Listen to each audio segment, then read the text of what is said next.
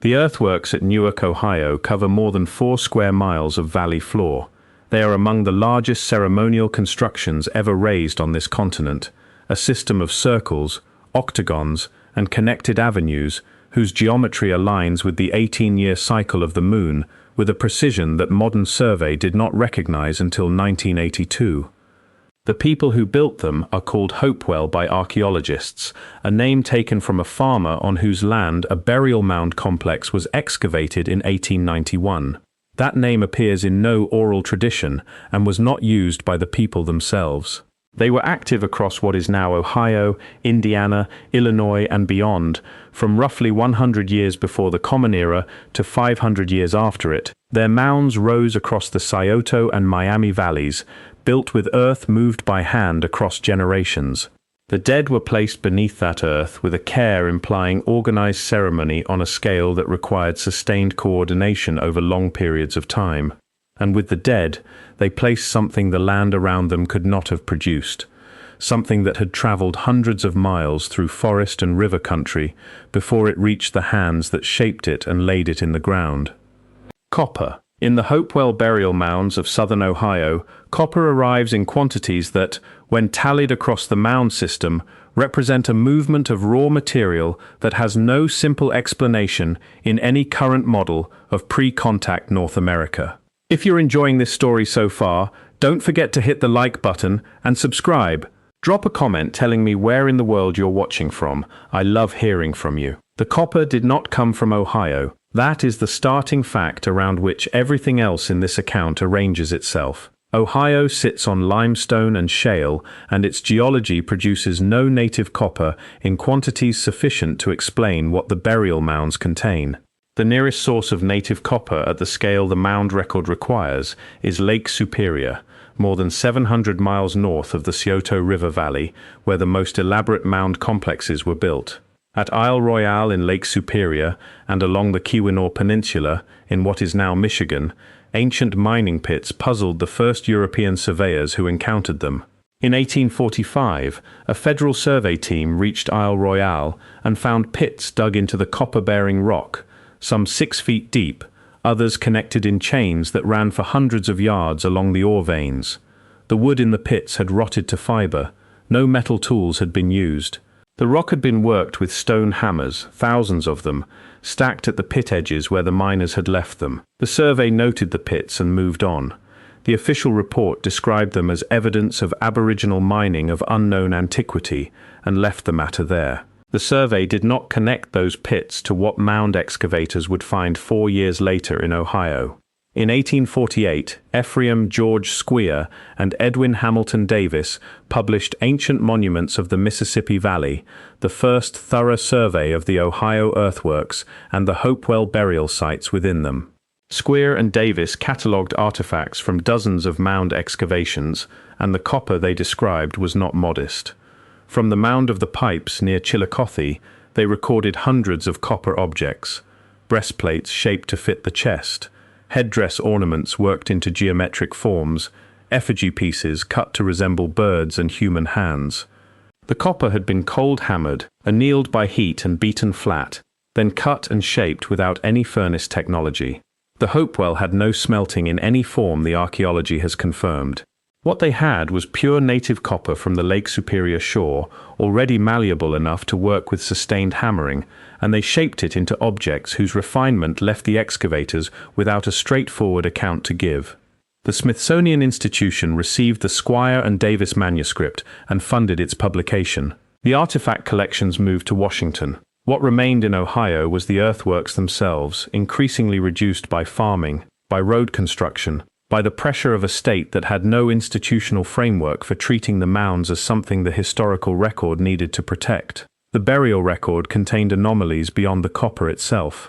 The excavators who followed Squier and Davis found, in the same burial contexts, mica sheets from the Appalachian Mountains of North Carolina, obsidian from the volcanic formations of what is now Yellowstone, shark teeth and ray spines from the Gulf of Mexico, marine shells from the Atlantic coast, and grizzly bear teeth from the Rocky Mountain West. These materials had no local source in Ohio. They moved along routes whose physical infrastructure has never been identified, carried by people, or pass through sequences of exchange, converging on a river valley in the interior of the continent to be placed with the dead. The copper is the largest element of that assemblage by weight, and by far the most transformed. The other materials arrived largely as themselves. The copper arrived as something made. At the Tremper Mound in Scioto County, excavated in 1915 by William C.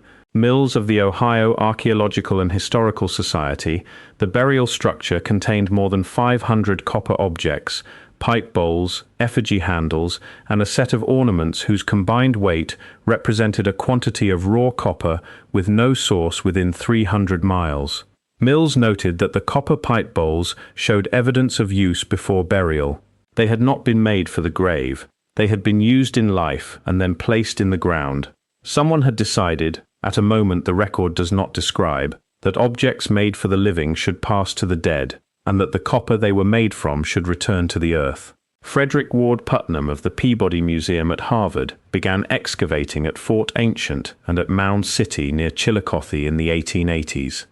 His work recovered more copper and more evidence of the cold hammer technique. In correspondence that did not reach the formal published reports, Putnam noted that the quantity of copper in the burial assemblages implied a supply system he had no means of tracing through the available record.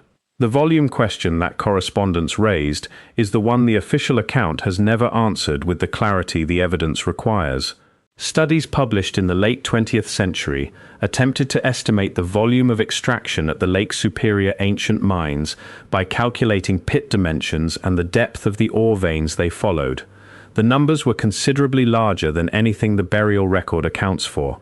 Even the conservative estimates represent a volume of copper far beyond what the mounds contain. The copper extracted from those deposits and not accounted for in Hopewell burial contexts has no agreed destination in the archaeological literature. It may have corroded over centuries in conditions that left no recoverable trace. It may have been reworked across generations by peoples who followed the Hopewell in the Great Lakes region, passing through forms the burial record does not capture. Other quantities may lie in unexcavated or destroyed sites across the upper Midwest. The gap between what came out of the northern ground and what has been located in the southern ground has held a serious investigation that the institutional record has not produced. Warren King Moorhead, who excavated Hopewell mounds in Ohio across the 1890s and early 1900s, recovered copper objects at the Turner Group of mounds in Hamilton County that weighed more than 20 pounds apiece. He documented copper sheets beaten to uniform thickness across areas of more than 2 square feet. The labor required to produce those sheets from raw ore, maintaining an even surface across that span without modern tools, implies a skilled workforce and a production process the standard historical account has not formally modeled. Moorhead's finds moved to the Peabody Museum, to the Field Museum in Chicago, to the Ohio Historical Society. The chain of custody ran, as it did consistently in the 19th century, from the site of discovery to institutions in other cities. The Hopewell Earthworks system extended its astronomical orientation far beyond Newark. Researchers have identified alignments to solstice sunrise and sunset, to lunar standstill positions, and to specific star risings at multiple sites across southern Ohio. The geometry required to build a circle of such accuracy that its diameter, measured across 400 yards, remains within a tolerance of a few inches demanded repeated observation, calculation, and the ability to transfer angular measurement to the ground across distances a person cannot see across. The instruments that produced this geometry have not been found in any Hopewell context. The knowledge that built the Newark octagon did not leave a record outside the earthwork itself. The nations that archaeologists associate with Hopewell ancestry, the Shawnee, the Miami, the Erie, were displaced from Ohio by the early 18th century. What they carried in the way of memory about the mound builders and the copper trade that sustained the mound system was never formally gathered and placed beside the artifact record. The oral account that might connect the Lake Superior pits to the Scioto Valley mounds was not recorded in a form the institutional archaeology has incorporated. What organized the copper's movement across 700 miles for 400 years is gone from the written record, and it was never in the written record to begin with. What built the Newark octagon to the precision of the lunar standstill cycle and then stopped, leaving the geometry to disappear slowly under pasture and pavement, is a question the Ohio ground holds without offering an answer the record has been willing to assemble. If you're hooked on this story, make sure to subscribe and turn on notifications so you never miss an upload. Your support means everything and helps me bring you more emotional stories like this one. In 1894, Cyrus Thomas of the Bureau of American Ethnology published his report on the Ohio Mound Explorations, the most complete government-funded survey produced in the 19th century. Thomas argued that the mounds had been built by the ancestors of living Native American nations, not by a vanished superior race, the mythology the popular press had promoted for decades to support the removal of living peoples from lands their ancestors had built. Thomas was right about this. Dismantling the mound builder myth was necessary work, and the Bureau's report did it with documented evidence. But the report that closed one question also narrowed another.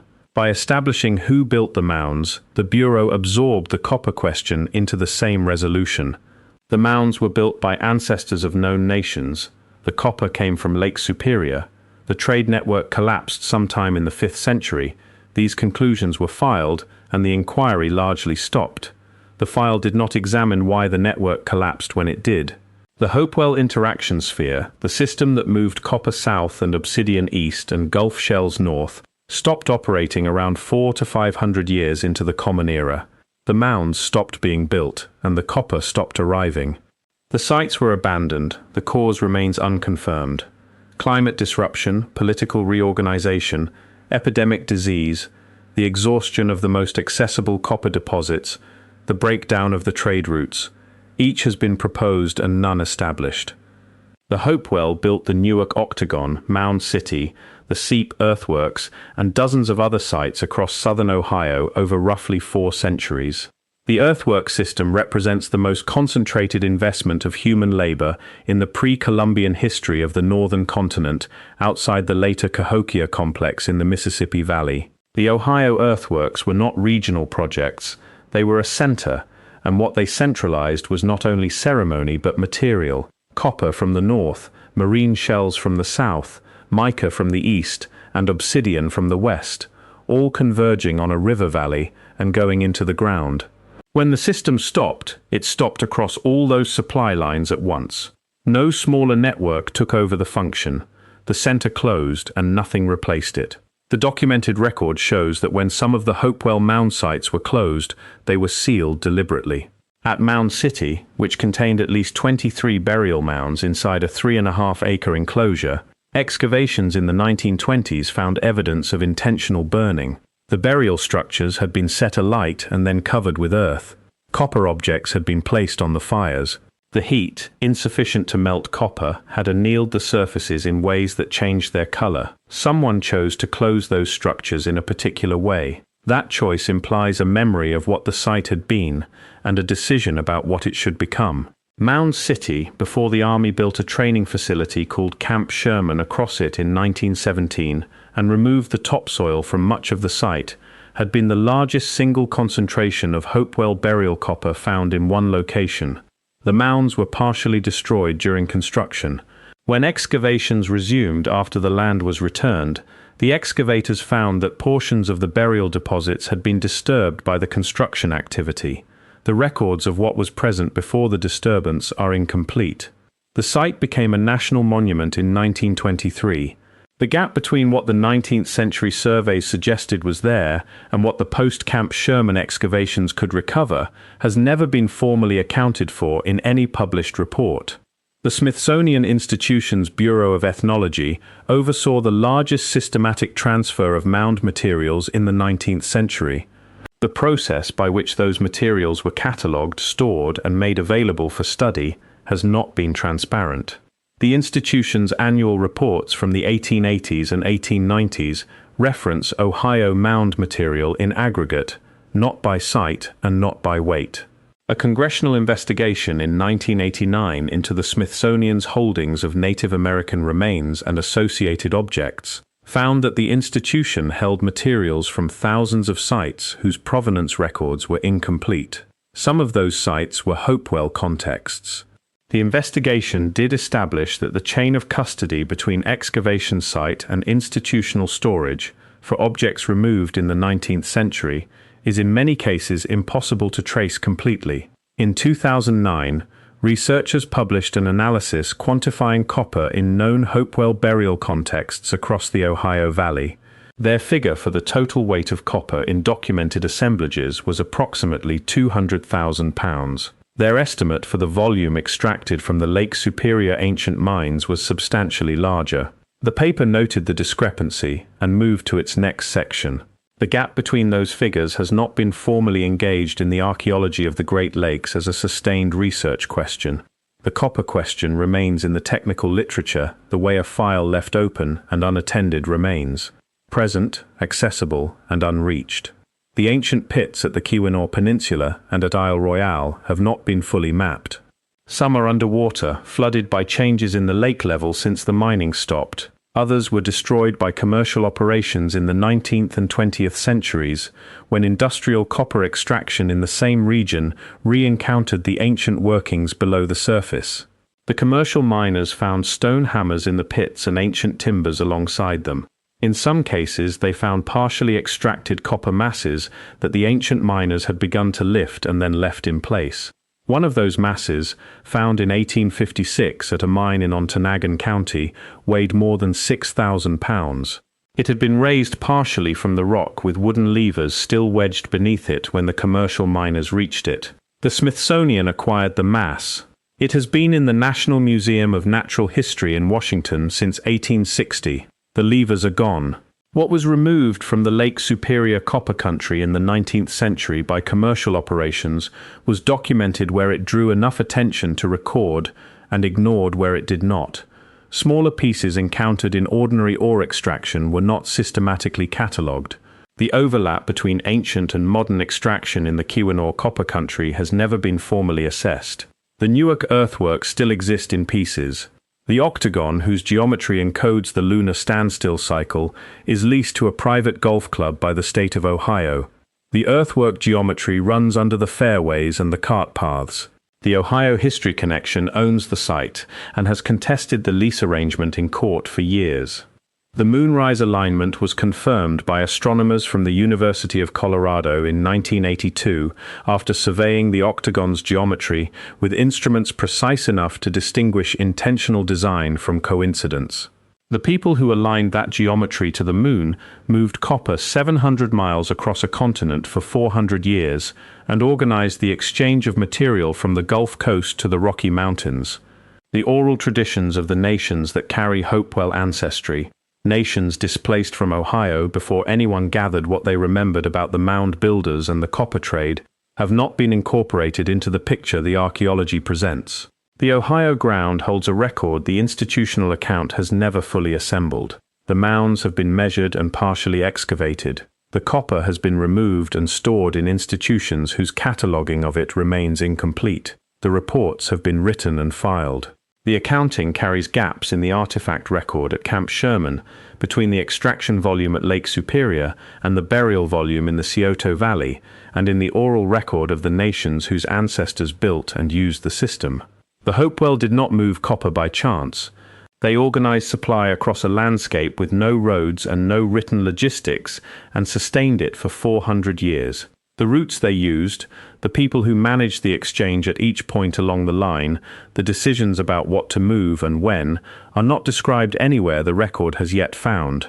The copper at the end of that movement was placed in the ground with precision, inside mounds aligned to the movements of the sky. Whatever it meant to the people who carried it and buried it, they treated it as something the earth needed to receive back. The Newark octagon keeps its alignment to the lunar standstill cycle under the golf course fairways, the way it has for 1,500 years. The copper sits in storage rooms in Washington and Cambridge and Chicago. The ancient pits at Isle Royale remain open on the island, partially flooded, stone hammers at their edges where the miners left them. Somewhere between those pits and those storage rooms is the distance the copper traveled, the meaning of the movement, and the reason the people who organized it chose to stop.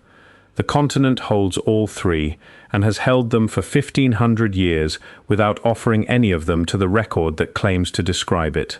Thank you so much for watching until the end. If you loved this story, check out the other videos on your screen now. I think you'll really enjoy them.